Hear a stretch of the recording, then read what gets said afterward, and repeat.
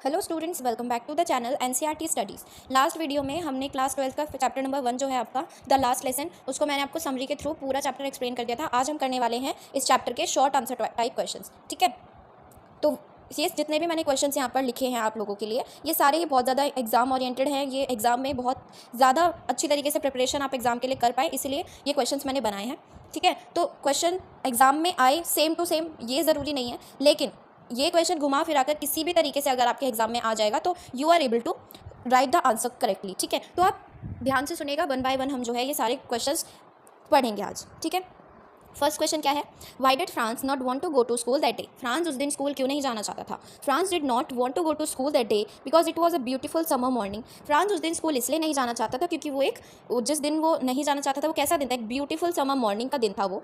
ठीक है, he wanted to go out, वो बाहर जाना चाहता था, and play in the fields, fields के अंदर खेलना चाहता था, to gather wild berries and to swim in the river. कहता है कि खेलना चाहता है वो बाहर जाकर, स्विम करना चाहता है, वाइल्ड बेरीज के साथ खेलना चाहता है। ठीक है, और क्या करना कि instead of sitting in the classroom में बैठने के बजाय वो क्या करना चाहता है, बाहर जाकर खेलना चाहता है, इसलिए उसका मन, इसीलिए वो उस दिन स्कूल नहीं जाना चाहता था।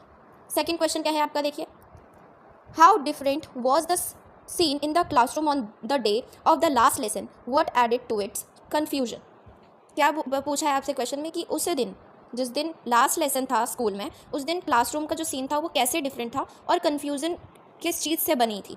यानी कि आपको वो सीन बताना है जो अनयूजुअल लगा था फ्रांस को। ठीक है, the scene in the classroom was unusual and quite, बहुत ही ज़्यादा अलग था और एकदम शांत माहौल था उस दिन क्लासरूम का। The village elders were present along with the regular students, उस दिन विलेज के एल्डर्स, बड़े लोग जो विलेज के हैं वो भी, और जो regular students, school going students हैं वो भी वहाँ पर प्रेजेंट थे। They all had a sad and serious look on their face, उन सभी के फेस पर बहुत ही ज़्यादा सैड और सीरियस लुक था। This unusual gathering and their expression added to the confusion of Franz, उनके मतलब जितने भी लोग वहाँ थे उन सब की ऐसी गैदरिंग और उनके फेस का एक्सप्रेशन, ये फ्रांस के माइंड में क्या ला रहा था, एक कन्फ्यूजन ला रहा था। ठीक है, नेक्स्ट क्वेश्चन क्या है, how did M Hamel look that particular morning in the last lesson, compare him with his usual self. बताना है कि एम हैमल जो है उस दिन पर्टिकुलर उस मॉर्निंग में कैसे लग रहे थे और कंपेयर करना है उनके जो रेगुलर वो जिस तरीके से लगते थे उस वाले करेक्टर से। ठीक है, M Hamel looked very kind and gentle, उस दिन जब लास्ट लेसन था तो एम हैमल कैसे लग रहे थे, बहुत ज़्यादा काइंड और जेंटल लग रहे थे। येट सैड दैट मॉर्निंग, और कैसे लग रहे थे, सैड भी लग रहे थे। He was usually strict and serve, कैसे लगते थे कि बहुत ज़्यादा स्ट्रिक्ट हैं और मतलब हर टाइम रूलर लेके हाथ में कि तुमने ये काम क्यों नहीं किया है, तुम्हें ये करना चाहिए था, मतलब अपनी फ्रेंच लैंग्वेज में वो बच्चों को बहुत ज़्यादा स्ट्रिक्टली बिहेव करते थे, रूड बिहेव करते थे उनके साथ। ठीक है, but that day he was more efficient then ever, मतलब कैसे लग रहे थे वो उस दिन कि बाकी दिनों से, जो रेगुलर डेज थे उनसे बहुत ही ज़्यादा अलग दिख रहे थे वो। ठीक, his last lesson made him emotional, उनका लास्ट लेसन उनको बहुत ज़्यादा इमोशनल बना रहा था। Which was unlike his usual compose self, उनके रेगुलर और यूजुअल जो उनका सेल्फ था उससे, इसी वजह से वो कितने, मतलब उनके इमोशनल बिहेवियर की वजह से वो बहुत ज़्यादा अलग लग रहे थे। समझ गए होंगे आप ये वाला आंसर। बस इसमें ये बताना था कि यूजुअली जो एम हैमल थे वो कैसे लगते थे और जो उस दिन लास्ट लेसन वाले दिन उनका बिहेवियर था वो कैसा था। ठीक, नेक्स्ट क्वेश्चन देखिए क्या है, What surprised Franz when he saw the back benches in the classroom on the day of the last lesson? Why? अब बताने कि जो फ्रांस था उसने जब बैक बेंचेस को देखा क्लासरूम के अंदर तो वो सरप्राइज क्यों था। ठीक है, और उसने उन बेंचेस पर क्या देखा। France was surprised to see the back benches filled with people who usually did not come to school. The village elders were sitting there. He wondered why they had come to the class that day. France जो है इसलिए surprise हुआ क्योंकि उसने village के Elder peoples को देखा, कहाँ पर, बैक बेंचेस पे क्लासरूम के। जो लोग कभी स्कूल आते ही नहीं थे वो उस दिन स्कूल क्यों आए हैं ये जानने के लिए जो है वो बहुत ज़्यादा क्यूरियस था उस दिन। ठीक है, next question, fifth, why is the order from Berlin called a thunderclap by Franz. जो एक ऑर्डर था बर्लिन से उसको थंडर क्लैप क्यों बोला गया ये बताना है हमें। हमें ये पता है कि बर्लिन से ये ऑर्डर आया था कि भाई नेक्स्ट डे से क्या होगा कि आपको फ्रेंच नहीं पढ़ाई जाएगी, आपको जर्मन लैंग्वेज पढ़ाई जाएगी। तो इसको जो फ्रांस है, जो बच्चा है, उसने थंडर क्लैप बोला था। क्यों बोला था अब ये देखते हैं। The order from Berlin which was to stop teaching French and promote German language. क्या ऑर्डर था कि भाई फ्रेंच लैंग्वेज को बंद किया जाए और जर्मन लैंग्वेज पढ़ाई जाए। Was called thunder clap by Franz because it had a sudden and shocking impact on him and the people. It was unexpected that brought sadness to every one. क्या होता है कि जब फ्रांस को ये पता चलता है कि ये ऑर्डर आया है लैंग्वेज चेंज करने वाला, तो बहुत ही ज़्यादा शॉक्ड हो जाता है, और ये सडन सुनने के बाद वहाँ के पीपल्स और फ्रांस बहुत ज़्यादा सैड फील करने लग जाते हैं, सभी जो है बहुत ज़्यादा दुखी हो जाते हैं। इसीलिए फ्रांस ने इस ऑर्डर को थंडर क्लैप बोला है। ठीक है, next question, what changes come over little Franz after he realize the impact of the order from Berlin. क्या चेंजेस आए फ्रांस के बिहेवियर में जब उसे ये पता चला कि एक ऑर्डर आया है लैंग्वेज चेंज करने वाला बर्लिन से। ठीक है, तो क्या इम्पैक्ट आया उसके ऊपर, ये बताना है। After realizing the impact of the order, Little Franz felt sad and regretful. He thought about his carelessness towards learning French and how he had taken his lesson for granted. He felt the loss deeply. जब France को पता चलता है कि order आया है Berlin से, तो वो बहुत ज़्यादा क्या फील करता है, सैड फील करता है और रिग्रेट फील करता है कि उसने केयरलेसनेस दिखाई है किसके प्रति, अपनी लैंग्वेज को ना सीखने के लिए। और वो बहुत ज़्यादा दुखी हो जाता है कि उसने जो है अपने लेसन्स को फॉर ग्रांटेड लिया है, उन पर कभी ध्यान ही नहीं दिया। तो वो इस सोच में बहुत गहराई में पहुँच जाता है और रिग्रेट फील करने लगता है। ठीक, नेक्स्ट क्वेश्चन क्या है, 7th question, how did Franz perform when his turn come to recite. अब ये बताना है जब उसकी बारी आई थी रिसाइट करने की, कि जो एम हैमिल थे उन्होंने क्वेश्चन पूछे, तो जब उसकी टर्न आई फ्रांस की, तो क्या परफॉर्म किया उसने उस टाइम पर। When Franz turn come to recite, he got mixed up and could not answer the question properly. He felt ashamed for of himself as he had not prepared well. क्या कहता है France जो है, जैसे ही उससे पूछा जाता है वो मिक्सअप कर देता है सब कुछ, और क्वेश्चन का प्रॉपरली आंसर नहीं दे पाता है, और अपने आप को बहुत ज़्यादा शर्मिंदा फील होने लग जाता है उसको, कि उसने अपना लेसन जो उसको याद करने के लिए दिया गया था उसने ठीक से नहीं पढ़ा। ठीक है, नेक्स्ट क्वेश्चन 8 क्या है देखते हैं। We are all got a great deal to approach ourselves with, said M. Hamill. Comment. M. Hamill ने ये एक स्टेटमेंट दी है, उसका हमें मतलब बताना है कि एम हैमिल ने ऐसा क्यों कहा है। We have all got a great deal to approach ourselves with. ठीक है, M Hamel approached himself and the students because reproach है, सॉरी मैंने अप्रोच पढ़ दिया इसको। M Hamel reproached himself and students because they had not valued and respected their own language. He meant that everyone was responsible for not giving proper importance to learning French.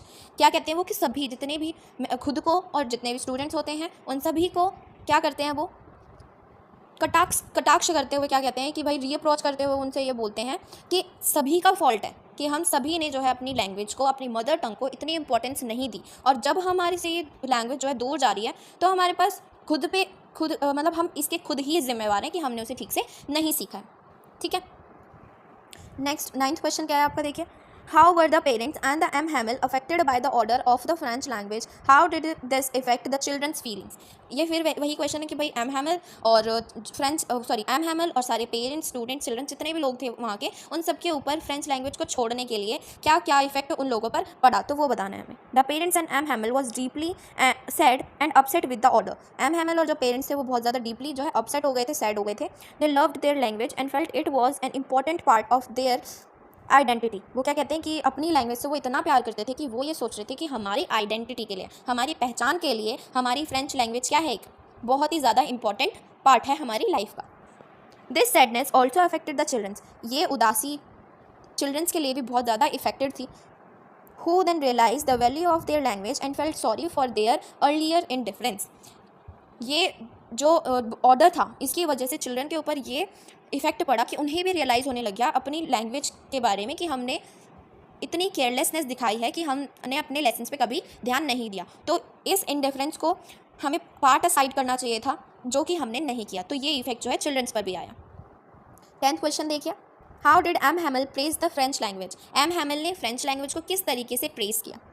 M. Hamill called French language the most beautiful language in the world. He told the students that it was clear, logical and expressive. क्या कहते हैं कि वो जो French language है वो world की best language है। ठीक है, और स्टूडेंट्स को उन्होंने बताया कि ये बहुत ज़्यादा क्लियर, लॉजिकल और एक्सप्रेसिव लैंग्वेज है। He encouraged them to love and respect their language. उन्होंने बच्चों को encourage किया कि वो अपनी लैंग्वेज को रिस्पेक्ट करें और अपनी लैंग्वेज से प्यार करें। ठीक है, नेक्स्ट क्वेश्चन देखिए। What is the story of M. Hamill love for the French language? हमें बताना है कि जो एम हैमिल थे उनका प्यार दिखाना है कि फ्रेंच लैंग्वेज में वो इतना प्यार करते थे। ठीक है, M Hamel love the French language deeply. वो जो एम हैमिल थे वो फ्रेंच लैंग्वेज को बहुत ही ज़्यादा प्यार करते थे। क्यों? He had dedicated his whole life, क्या कहते हैं कि उन्होंने आपको मैंने जब समरी एक्सप्लेन करी थी तब मैंने आपको बताया था कि उन्होंने अपनी लाइफ के 40 ईयर्स जो है एक डेडिकेटेड टीचर की तरह फ्रेंच लैंग्वेज को पढ़ाते हुए अपने 40 ईयर्स अपनी लाइफ के दे दिए थे, ठीक है। वही है, he had dedicated his whole life to teaching it in that village college. उस विलेज के कॉलेज में उन्होंने पढ़ाते हुए क्या किया, अपनी पूरी ज़िंदगी बिता दी और अब उन्हें छोड़नी पड़ रही थी, है ना। Even in such a different time he wanted his students to value and protect their language. उस डिफ़िकल्ट टाइम के अंदर भी वो ये चाहते थे अपने स्टूडेंट्स से कि अपनी लैंग्वेज को वो लोग प्रोटेक्ट करें और हमेशा उससे प्यार करें, ठीक है। His love was selfless and true. उनका प्यार कैसा था अपनी लैंग्वेज के लिए, बहुत ही ज़्यादा सेल्फलेस और ट्रू था, ठीक है। नेक्स्ट क्वेश्चन देखिए, why did M Hamel get so emotional while talking about the French language, what did he ask them to do and why. जो एम हैमिल है वो बात करते करते फ्रेंच लैंग्वेज के बारे में इमोशनल क्यों हो गए और उन्होंने क्या क्या बताया फ्रेंच लैंग्वेज के बारे में स्टूडेंट्स को। M Hamel got emotional because he knew he might not be able to teach them again and the language was being taken away from them. वो इसीलिए इमोशनल हो गए कि उन्हें ये रियलाइज़ होने लगा कि भाई आगे से कल से जो है मैं दोबारा कभी भी यहाँ स्कूल में आके बच्चों को फ्रेंच लैंग्वेज नहीं सिखा पाऊँगा और कभी भी इन लोगों से भी नहीं मिल पाऊँगा, क्योंकि वो वहाँ से छोड़कर जा रहे थे, ठीक है। He asked them to learn French well and to never forget it as it was their heritage. उन्होंने स्टूडेंट्स को कहा अपनी लैंग्वेज के लिए कि हमेशा जो है फ्रेंच लैंग्वेज को वो याद रखें और कभी भी उसकी डिसरिस्पेक्ट ना करें, क्योंकि वही क्या है उनकी एक हेरिटेज है, ठीक है। बहुत ही इंपॉर्टेंट पार्ट है उनकी लाइफ का। नेक्स्ट क्वेश्चन देखिए, what was M Hamel's message to his students about their language. क्या मैसेज उन्होंने दिया था स्टूडेंट्स को लैंग्वेज के बारे में। M Hamel message to his students was to love their language. क्या था मैसेज कि अपनी लैंग्वेज को क्या है प्यार करो, learn it well and never forgot it. उसे अच्छे से याद करो, समझो और कभी भी उसको भूलना मत। He wanted them to keep it alive in their hearts and no matter what happened. उन्होंने ये कहा कि हमेशा लैंग्वेज को, फ्रेंच लैंग्वेज को अपने दिल में याद रखो और ये बिल्कुल भी मैटर नहीं करता कि क्या हो रहा है। क्या हो रहा है का क्या मतलब है कि उनसे उनकी लैंग्वेज छीनी जा रही है, इसका कोई भी इफेक्ट उन पर नहीं पड़ना चाहिए। उन्हें अपनी लैंग्वेज को हमेशा हमेशा के लिए याद रखना चाहिए और अपने दिल में रखना चाहिए, ठीक है। नेक्स्ट क्वेश्चन देखिए, Franz was able to understand everything that day why. Franz जो है उस दिन सब कुछ समझ पा रहा था फ्रेंच लैंग्वेज में, ऐसा क्यों हुआ। Franz thought that probably he had never paid so much attention in the class and that was the reason he was able to understand everything that day. Franz ये कहता है कि उसने इतना टेंशन से कभी भी क्लास में अपनी लेसन्स को नहीं सुना है और उस दिन वो सुन रहा था, तो यही उसके लिए क्या है एक बहुत ही बड़ी बात है, जिसकी वजह से उसको जो है सब कुछ उस दिन समझ आ रहा था, okay. What did M. Hamill teach in his last lesson? Last lesson में एम हैमिल ने क्या क्या सिखाया था उनको, बच्चों को और एल्डर्स को। M Hamel taught that the class that their language was more important than the French। ये वाला आंसर जो है गलत है, तो हम ये वाला अभी नहीं करते हैं, इसका आंसर जो है लास्ट में देखेंगे, ठीक है। अभी आगे कर लेते हैं, 16th क्वेश्चन देख लेते हैं। तो क्वेश्चन है आपका, what was M Hamel's contribution to the school in the Alsace. मतलब उनका बताना है कि उनका कंट्रीब्यूशन क्या था स्कूल के अंदर। For 40 years M Hamel had given his whole heart and soul to the school. बोला गया है कि उन्होंने अपने 40 ईयर्स, अपनी पूरी लाइफ जो है किस में दी है, एक फेथफुल सर्विस में दी है स्कूल में, ठीक है। Though the students found him cranky, he was a sincere teacher. He loved his mother tongue and wanted the children to love their language. मतलब उनके 40 ईयर्स में स्टूडेंट्स को ये लगता था कि वो बहुत ज़्यादा क्रैंकी है, बहुत स्ट्रिक्ट हैं, ठीक है, लेकिन वो एक सिंसियर और एक स्ट्रिक्ट टीचर थे जो अपनी मदर टंग को बहुत ज़्यादा प्यार करते थे और वो चाहते थे कि बच्चे भी जो हैं अपनी मदर टंग को प्यार करें, ठीक है। नेक्स्ट क्वेश्चन है आपका, व्हाट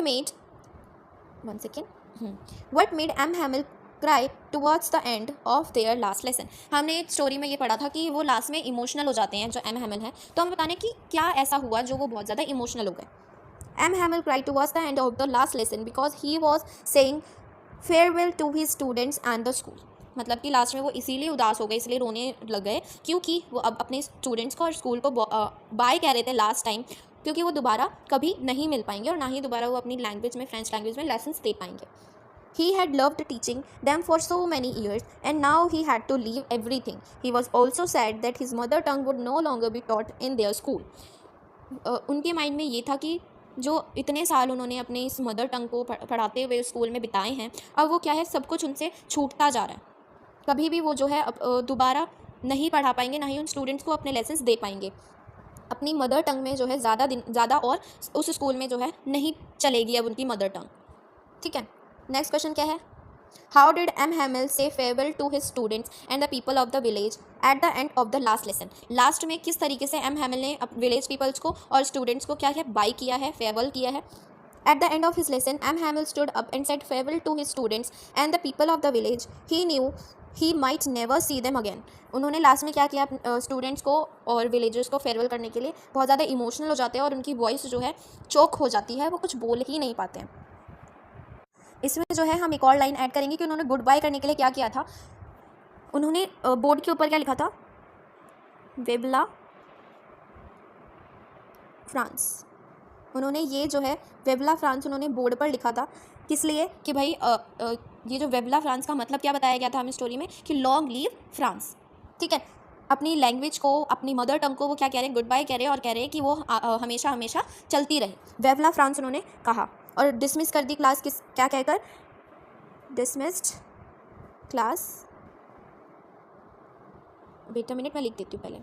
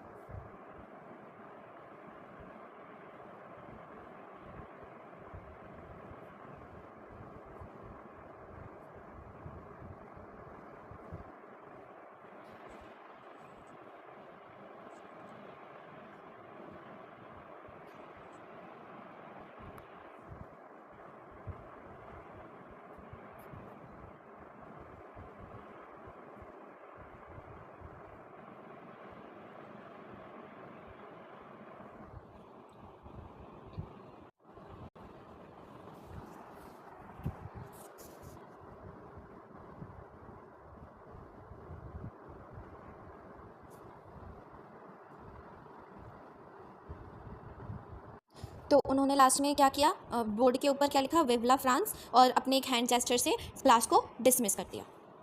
ठीक है, नेक्स्ट क्वेश्चन देखिए क्या है। Why did M Hamel write वेबला France on the blackboard before dismissing the last class? उन्होंने बोर्ड के ऊपर वेबला फ्रांस क्यों लिखा, ये बताना है आपको। If this had been M. Hamill's first lesson, he would have written Vive France at the beginning. But because it was the last lesson, he wrote it at the end as a gesture of his love for the country. कहा है कि जो M Hamel है, अगर उनका ये first lesson होता तो वो वेबला फ्रांस क्लास के स्टार्टिंग में लिखते, लेकिन वो उनका एक लास्ट लेसन था अपनी लैंग्वेज के लिए, तो उन्होंने ये जो वेबला फ्रांस है ये लास्ट में लिखा अपनी कंट्री को एक ऑनर रिप्रेजेंट करने के लिए, एक प्यार शो करने के लिए, लव शो करने के लिए। ठीक है, नेक्स्ट क्वेश्चन क्या है आपका, देखिए।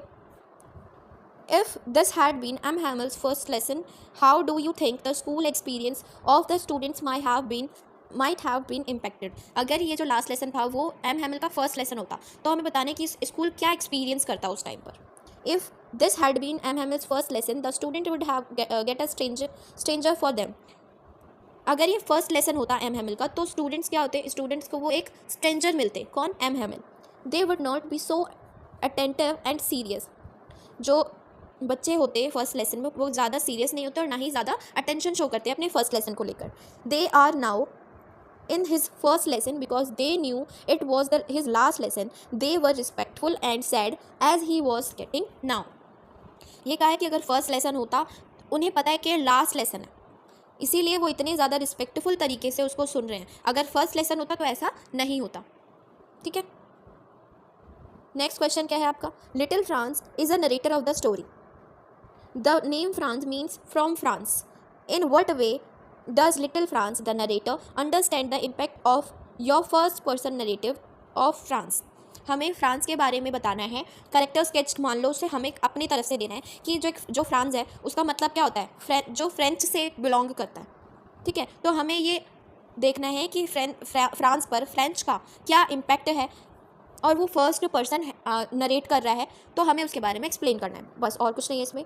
Using the first person narrative of the child from the village. हम क्या कर रहे हैं कि फ्रांस को फर्स्ट पर्सन नरेटिव बनाकर जो है उस विलेज का एक्सप्लेन कर रहे हैं कि the reader is made to experience the story as it unfolds. मतलब जो नरेटर है यानी कि जो फ्रांस है उसने ये पूरी सिचुएशन को अपने तरीके से एक्सपीरियंस किया हुआ है। This is very evident as the protagonist get to know about the order from his readers.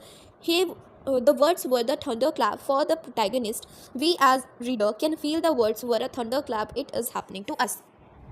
क्या बोला गया कि जब रीडर ने वो ऑर्डर सुना बर्लिन से जो आया तब उसे लगा कि एक थंडर क्लैप है, लेकिन अगर हम रीडर की जगह पर होते तो हमें भी ऐसा कोई रूल या कोई हमें ऑर्डर सुन के हमें खुद को भी वो क्या लगता है, एक थंडर क्लैप लगता। हमें अगर हम फ्रांस की जगह पर होते तो हम भी यही सेम चीज़ें एक्सपीरियंस कर रहे होते। ठीक है, ये क्वेश्चन नहीं करना है। क्वेश्चन नंबर 23 देखिए, क्या बोला गया है? You realise the true value of a thing only on losing it. ये जो कमेंट है ये किसने किया था? ये एम हैमिल ने किया था कि जब आप किसी चीज़ को से दूर जा रहे होते हैं तब आपको उसकी रियल वैल्यू जो है पता चलती है। The given statement stands true for the loss in the story. ये जो स्टेटमेंट है ये स्टेटमेंट किसके लिए सच है? उन लोगों के लिए जो स्टोरी में दिखाए गए हैं, जैसे कि एम हैमिल, स्टूडेंट्स जितने भी थे फ्रांस, ठीक है, और जो विलेज पीपल्स थे ना, विलेज के सारे जो भी बैक बेंचेस पे बैठे हुए थे लोग, उन सभी के लिए जो है ये स्टेटमेंट कही गई है कि जब आप किसी चीज़ से दूर जा रहे हो तो तब आपको उसकी वैल्यू पता चलती है। The lesson all the people of else's learn in this lesson. इस लेसन के अंदर जो भी लेसन उन्हें पढ़ने को मिला है, जानने को मिला है, वो सिर्फ किसी लिए था? उनकी लैंग्वेज के लिए, है ना। The residents of Alsace gave more importance to their native French language and their teacher M. Hamel. They realized the importance of holding on to their tongue and started respecting their teacher. इसकी वजह से क्या हुआ? इनके last lesson की वजह से कि जो भी स्टूडेंट्स थे, विलेज पीपल्स थे, वो अपने टीचर की रिस्पेक्ट करने लग गए थे और अपनी लैंग्वेज की भी, अपनी मदर टंग की भी जो है रिस्पेक्ट करने लग गए थे। ठीक है, क्योंकि अब लास्ट टाइम था जिसमें वो लोग क्या कर रहे थे, अपनी मदर टंग को पीछे छोड़ने वाले थे, है ना, कि उनको दोबारा कभी अपनी मदर टंग के बारे में पढ़ने को, रीड करने को नहीं मिलेगा। लास्ट क्वेश्चन क्या है? Why was M Hamel dressed in formal clothes in school on that day.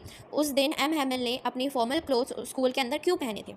M. Hamel was dressed in formal clothes in school on that day because it was his last French lesson and he wanted to make it special. He wanted to give respect to the occasion and to show his love and the dedication towards his profession and his language. M. Hamel ने formal clothes school में उस दिन इसलिए पहने थे क्योंकि वो अपने उनका जो ये लास्ट लेसन था, अपनी फ्रेंच लैंग्वेज में फ्रेंच लेसन का लास्ट लेसन था।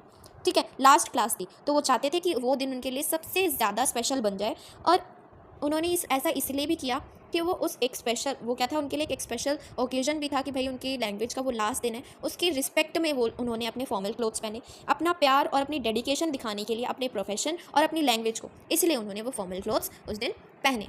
ठीक है, तो हमारे क्वेश्चन जो है कंप्लीट हो चुके हैं। इसमें से हमने 2 क्वेश्चन नहीं किए हैं क्योंकि जो है बाकी क्वेश्चन जितने भी हैं हमारे इसमें वो उसमें कवर हो चुके हैं। तो इसका जो PDF है आपको क्वेश्चन आंसर्स का, ये PDF आपको मिल जाएगा टेलीग्राम चैनल पर। तो डिस्क्रिप्शन में आपको टेलीग्राम की लिंक मैं डाल दूंगी, तो आप वहाँ से इसके नोट्स जो है ले सकते हैं। ये PDF आपको वहाँ पर मिल जाएगा। ठीक है, तो आई होप ये सारे क्वेश्चन आपको अच्छे से समझ आ गए होंगे। Please like the video, share the video and subscribe the channel. ये बहुत ज़्यादा इंपॉर्टेंट है क्योंकि न्यू वीडियोज़ जो मैं डालूंगी बाकी सारे चैप्टर्स की भी, उसकी नोटिफिकेशन सबसे पहले आपके पास पहुँच जाए, इसलिए प्लीज़ चैनल को सब्सक्राइब कीजिए।